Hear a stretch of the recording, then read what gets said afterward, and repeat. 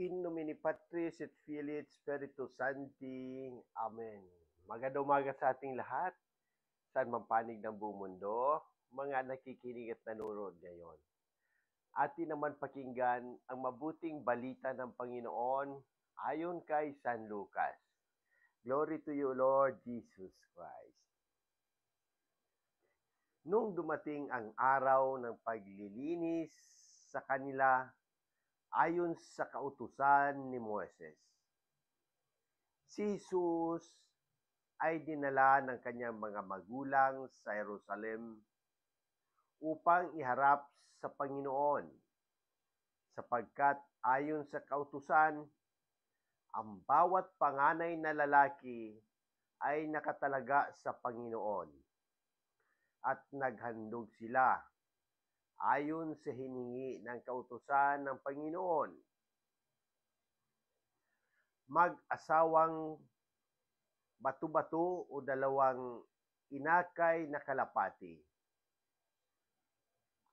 May isang tao noon sa Jerusalem, ang pangalay Simeon, matapat at malapit sa Diyos.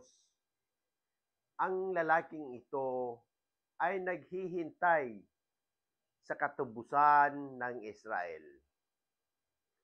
Sumasa kanya ang Espiritu Santo na nagpahayag sa kanya na hindi siya mamamatay hanggat hindi niya nakikita ang Mesiyas na ipinangako ng Panginoon. Sa patnubay ng Espiritu, pumasok siya sa templo at nang dalhin doon ng kanyang mga magulang ang sanggol na si Jesus upang gawin ang hinihingi ng kautusan. Siya'y kinalong ni Simeon. Ito'y nagpuri sa Diyos na ang wika, kunin mo na, Panginoon, ang iyong abang alipin. Ayon sa iyong pangako, yamang nakita na ng aking mga mata ang iyong tagapagligtas, na inihanda mo para sa lahat ng bansa. Liwanag itong tatanglaw sa mga hintil at magbibigay karangalan sa iyong bayang Israel. Namangha ang ama't ina ng sanggol dahil sa sinabi ni Simeon tungkol sa kanya. Binasbasan sila ni Simeon at sinabi kay Maria, "Tandaan mo, ang batang ito'y nakatalaga sa ikapapahamak mo o ikakaligtas ng marami sa Israel. Isang tanda mula sa Diyos, ngunit hahamakin ng marami, kaya't mahayag ang kanilang iniisip. Dahil diyan, ang puso mo'y para na ring tinarakan ng isang balaraw. Naroon din sa templo ang isang propetang babae na ang pangalay Ana, anak ni Phanuel, na mula sa lipi ni Aser. Siya'y napakatanda na. 7 taon lamang silang nagsama ng kanyang asawa nang siya'y mabalo. At ngayon, 84 na taon na siya. Lagi siya sa templo at araw-gabi sumasamba sa Diyos sa pamamagitan ng pag-aayuno at pananalangin. Lumapit siya ng oras ding iyon at nagpasalamat sa Diyos. Nagsalita rin siya tungkol kay Jesus sa lahat ng naghihintay sa pagpapalaya ng Diyos sa Jerusalem. Nang may sagawa nila ang lahat ng bagay na ayon sa kautusan, bumalik na sila sa kanilang bayan sa Nazaret, Galilea. Ang bata ay lumaking malakas, marunong at kalugod-lugod sa paningin ng Diyos. Ang mabuting balita ng Panginoon. Praise to you, Lord Jesus Christ. Pagnilayan natin bilang mga Romano Katoliko sa unang pagbasa sa Malakias chapter 3, sa ikalawang pagbasa sa Hebreo chapter 2, at sa kapistahan ng pagdadala kay Jesus na Panginoon sa templo.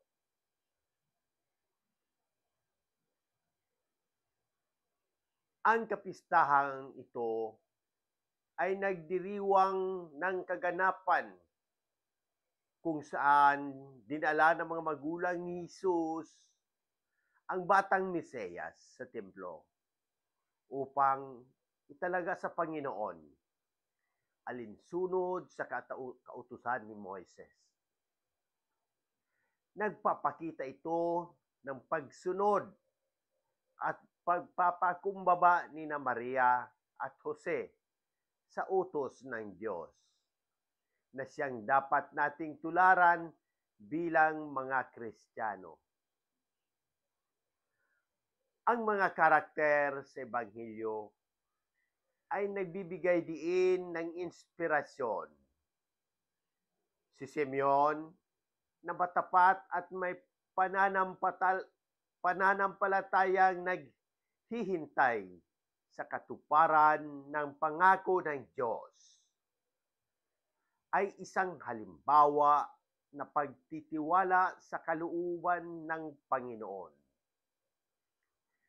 Si Ana, isang babaeng balo, ngunit walang sawang nag-aayuno at nananalangin, ay nagpapakita ng kahalagahan ng debosyon at pagiging masigasig sa pananampalataya. Ang kanilang mga buhay ay paalala na sa kabila ng paghihintay o pagsubok, dapat tayong manatiling matatag sa pananampalataya dahil ang Diyos ay tumutupad sa kanyang mga pangako. Mga halimbawa sa panahon ngayon. Pagpapakumbaba sa pananampalataya. Gaya ni na Maria at Jose na nagdala kay Jesus sa templo, tayo rin ay tinatawagan na maging mas masunurin sa mga alituntunin ng ating simbahan tulad ng pagtanggap ng mga sakramento, pagsisimba tuwing linggo, at pagtulong sa mga nangangailangan. Pangalawa, paghihintay ng may pananampalataya. Marami sa atin ang dumaranas ng matinding pagsubok tulad ng sakit, kawalan ng trabaho, o mga problema sa pamilya. Gaya ni Simeon na matiyagang naghihintay sa pagdating ng Mesiyas. Dapat tayong magtiwala na darating din ang tamang oras ng biyaya mula sa Diyos.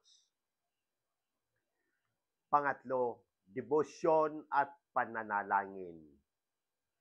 Tulad ni Ana, dapat nating gawing mahalaga ang pananalangin sa ating buhay sa gitna ng abala sa teknolohiya at modernong pamumuhay.